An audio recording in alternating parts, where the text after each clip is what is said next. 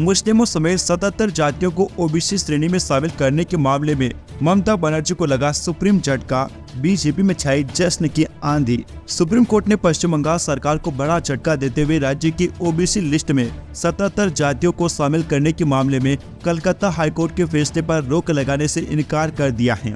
Supreme court ने राज्य सरकार से इन जातियों को ओबीसी लिस्ट में शामिल करने के लिए किए गए सर्वे और उनके पिछड़ेपन के आंकड़े मांगे हैं। ये मामले की सुनवाई chief justice DY Chandrachud, justice JB Pardiwala और जस्टिस मनोज मिश्रा की बेंच ने की।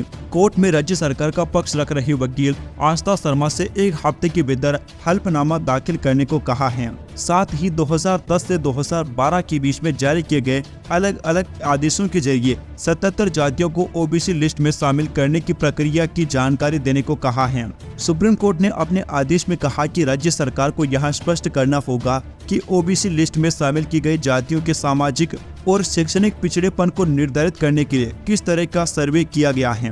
क्या उनके सरकारी नौकरियों में प्रतिनिधित्व की कमी का आकलन किया गया था। इसके अलावा कोर्ट ने राज्य सरकार से यह भी पूछा कि क्या उसने किसी भी जाति, खासकर 37 जातियों को उप वर्गीकृत करने के लिए पश्चिम बंगाल पिछड़ा वर्ग आयोग के साथ चर्चा की थी। दूसरे पक्ष के वकीलों ने कहा कि यह पूरी तरह से धर्म के आधार पर किया गया था, जो सुप्रीम कोर्ट के 1992 के इंदिरा साहनी फैसले के बुनियादी सिद्धांतों के खिलाफ हैं। राज्य ने असंवैधानिक तरीके से जिस भी समुदाय को चाहा उसे सूची में शामिल करने की असीमित शक्ति अपने पास में रखी। स्वराज ने कहा कि यह राजनीतिक तुष्टीकरण का कार्य था और एक खतरनाक मिसाल कायम करेगा जो जरूरतमंद ओबीसी समुदायों के लिए आरक्षण की वैधता को कमजोर करेगा। Subscribe now and press the bell icon.